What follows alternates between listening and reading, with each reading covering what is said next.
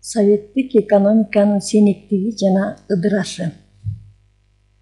Биз билген Советтер Союзу бул экономикалык системанын борбордоштурулган буйрукчул пландык экономика менен 70 жыл бою өнүккөндүгүн биз билебиз. Мына ошол мезгилде эки система пайда болгон. Социалисттик система жана капиталисттик система. Эки система бири-бирине карама-каршы системалар болуп саналган. Социализм бул өндүрүш каражаттарына коомдук менчик же болбосо мамлекет ээлик кылган жана өнүгүү жолу борбордоштурулган пландаштыруу буйрукчул экономикага мүнөздүү болгон экономикалык система бул социализм болуп саналат. Ал эми капитализм болсо бул рынок экономикасынын же болбосо эркин ишкердүүлүк системасынын башкача аталышы. Тагыраак айтканда Адам Смит айтып кеткен, бул капитализм рынок экономикасы менен өнүккөн өлкөлөр капиталисттик өлкөлөр болуп саналат деп. Мына ушул эки система менен өнүккөн өлкөлөр социалисттик система бул Экинчи дүйнөлүк согуштан кийин түзүлгөндүгүн биз билебиз. 15ке жакын өлкөлөр, 15 өлкө биригип, анын башында турган Советтер Союзу, СССР, 15 союздук республикадан турган абдан күчтүү дүйнөнү дүңгүрөткөн социалисттик өлкө эмне себептен ушул кулап азыркы мезгилде мындай өлкө жок болуп кетти. Мына ушул кимди күнөөлөйбүз? Рыноктук реформа жүргүзүү, рынок экономикасынын элементтерин киргизүү максатында бийликке келген 80-жылдын аягы, 90-жылдын башында бийликке келген бул Горбачев. Мына ушул Горбачевдун улуу муундагы адамдар бул Горбачевду күнөөлөшөт. Эмне себептен ушул чоң килтейген өлкө Михаил Сергеевич Горбачев жок болуп ыдырап кетишине эмне себеп болду? Кайра куруу, рыноктук реформа кайра куруу керек беле же кереги жок беле? Мына ушул туура жүргүзүлгө башталды. Эмне себептен ушул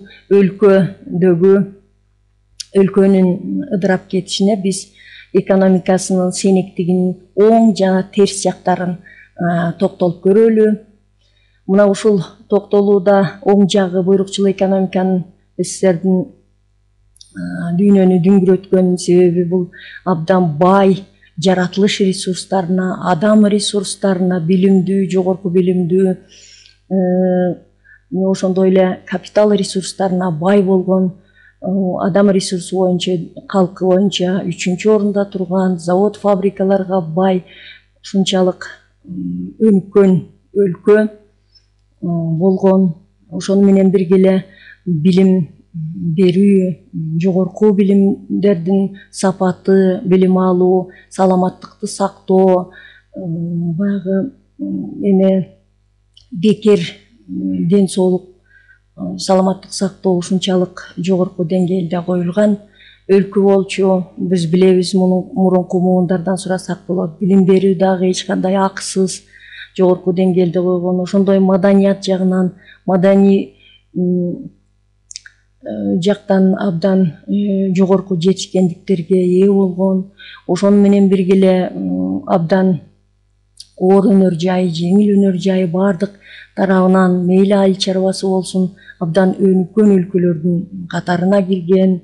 Космостук кемелерди куруу боюнча ушул оор өнөр жайынан биринчилерден болуп 1961-жылы космоско учкан.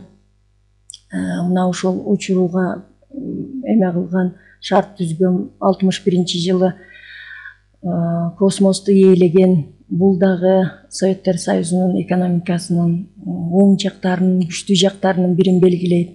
Ошондой эле спорттук жетишкендиктери да абдан жогорку деңгээлде болгон. Олимпиадаларда биринчи орунду, айрыкча алтын медалдар боюнча абдан абройлуу, эч кимди алдыга чыгарбаган күчтүү өлкөлөрдүн катарына кирген. Ушундай күчтүү өлкө бир эле мезгилде, 1-2 жылдын ичинде, 2 жылдын ичинде эле бытыранды болуп, жок болуп кетүүсү эмне себептер болду? Мунун дагы себептеринин токтоло кетели. Бул себептерин белгилешкендер пландык экономика болгондуктан, буйрукчул экономика болгондуктан, жогору жакта бир уч адамдардын жүргүзгөн иш аракеттери, план жүргүзүү, айрыкча жанагы мамлекеттик пландаштыруу органдарында так маалыматтар, икемдүү маалыматтар, рынок жөнүндө маалыматтар, так эмес маалыматтар болгон деген сөздөр айтылып атат. Муну рыноктун баа, суроталап рыноктогу сунуштоо мыйзамдары, сунуштоонун эффектилери булар тескеп турарын биз билебиз. Мындай так маалымат болбогондон кийин өндүрүү жана пландаштыруу кандай деңгээлде болгондугун айденелеп турат. Ошондой эле өз деңгээлинде жогортон ылдый көздөй буйрук план түзүлүп, жогортодон ылдый көздөй берилчүдө. Мисалы, министерстводон, министрлик, машина кылуу министрлигинен пландалынып, анан ошол бир заводко, машина куруу бир заводуна десек, ошол заводдун директоруна, директордон цехтин начальнигине, цехтен анан ар бир бригададан ар бир жумушчуга кетип атпайбы?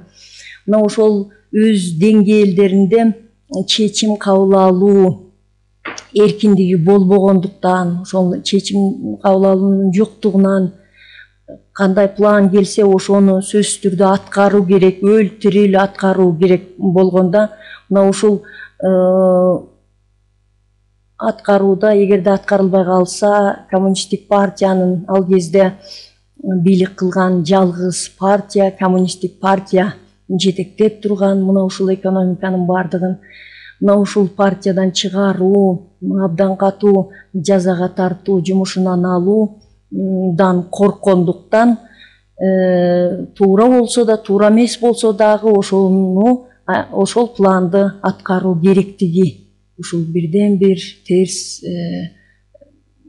көрүнүштөргө алып келип атат да. Мисалы, ал жерге айыл чарбасынан жөнөкөй мисал келтирсек, эгерде ушул жерге кукуруза өстүрүлсүн десе, бир колхозго, совхозго, ошол жерге кукуруза өсөбү? Андан көрөкчү ал жерге бөлөк картошка же болбосо бөлөк дан өсүмдүктөрүн өстүрүү эффективдүүрөөк, көбүрөөк өндүрүмдүүлүгү же болбосо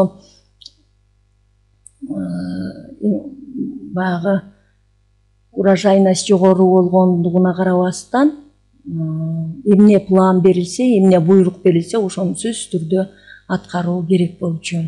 Бул дагы кандайдыр бир терс экономиканы тормоздоого алып келгендердин катарына кирет деген маалым айтылып атат.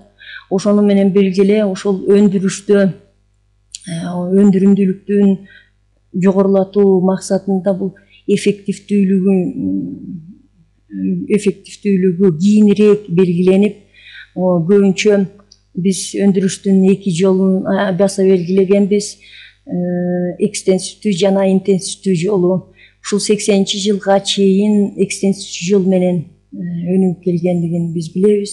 Бул сапаты, ошол мисалы жөнөкөй эле мисал, ушу 80-жылдары Япония СССРден танктарды, жанагы ДТ тракторларын сатып алууда абдан жакшы, суроталап жакшы болуп атат ушуларды деген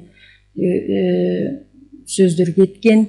Себеби ушунчалык баягы коромчулук менен ресурстарды, сырьёлорду пайдалануу, ушунчалык коромчулук менен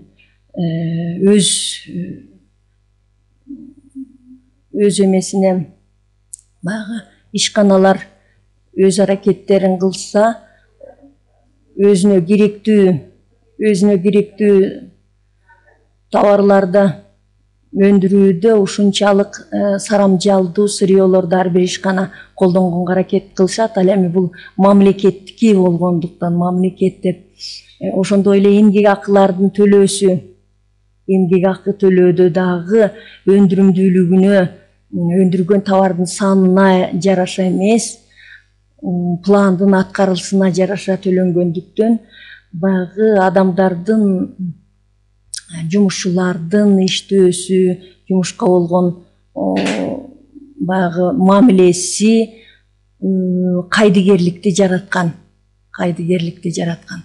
Ошону менен бирге эле ушул 80-жылдын аягы, 90-жылдардын башында товарлардын, ошонун негизинде товарлардын дефицити пайда болгон. Дефицит товарлардын тартыштыгы келип, очередтерге туруп, магазиндерде товарлардын жоктугу мына өз көзүбүз менен көрүп турабыз. Ушул 80-жылдын аягында товарлар жок болуп, жанагындай себептердин натыйжасында элдин керектөөсүн канагаттандырууга мүмкүн боло албай калган мезгилдер болгон. Ошону менен бирге эле товарлардын окшоштугу, товарлардын кандайдыр бир түрдүүлүгү, бөлөк чет өлкөнүн товарларына фасондорунун окшоштугу, бөлөк чет өлкөлүк товарларга болгон акырындык менен Чыгыш Европанын товарлары киргизиле баштаган, Чехиянын, Югославиянын товарларына суроо талап көбүрөөк болуп, биздики фасондор анча окшош, бир түрдүү болгондуктан суроо талап анча болбой баштаган. Ошону менен бирге эле ушул товарлардын дагы колдонууда ыңгайсыздыгы, бөтөлкөлөрдү, сүттөрдү жууп, бөтөлкөсүн анан кайра өткөзүп, бөтөлкө апарбасаң сүт ала албай, ушундай ыңгайсыз абалдарды жараткандыктан негизинде ушул ыдырашына алып келди деген ой кетет. Мына ошону бүгүн советтик экономиканын сенектиги жана ыдырашы жөнүндө сөз кылдык.